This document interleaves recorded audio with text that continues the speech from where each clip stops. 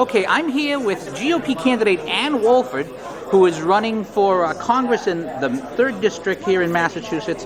And that debate was full of substance, and you positively reek of competence after watching you debate up there. Oh, well, thank you. I appreciate that. I was watching you take... First of all, what's your impression of the debate itself? Well, I think any debate is good because it lets folks compare the two candidates next to each other. What do they think on different issues?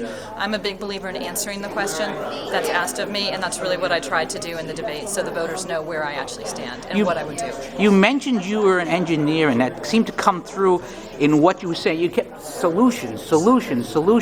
Everything was about actual solutions rather than platitudes. Well, and that's it. The problem is we have a lot of talk in, a lot of smile in, but not a lot of action. And people just throw things at it without analyzing what is the problem, what is going to be the right solution to solve this problem. And that's the whole approach I'll take towards everything, because that works. Two things jumped out at me when you would when the subject of the minimum wage came up. You said it was the government. It's not the government's job to save us. I think that could be a banner over Tea Party meetings across the country or above the GOP. Would you like to elaborate on that? Well, it's just everyone seems to want the government to step in and do things, now down to the curriculum of our students.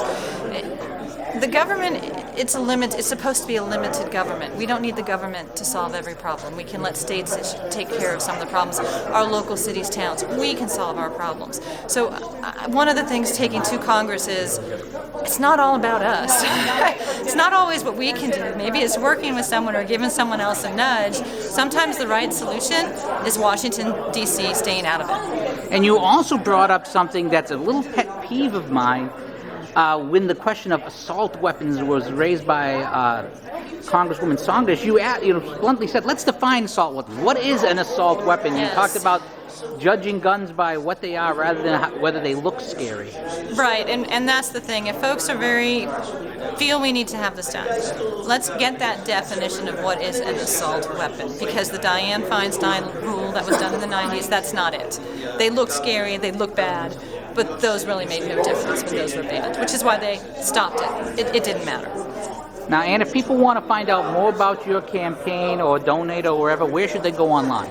Well, they can always call me, 978-701-1920. You don't see that very often. And the website it's woffordforcongress.com, and Wofford is WOFFORD, as in Delta. Yes, I left out an F when I was tweeting. I do apologize. That's okay. So I will have to fix that. And I spell out for Congress. I'm a little old-fashioned. I don't use the number. I spell it out. All right. Well, Ann Wofford, I do it right this time? Yep. Thank you so much for your time, and best of luck. And I'm actually going to take one of your lawn signs when I leave. Oh, why, thank you. You're welcome.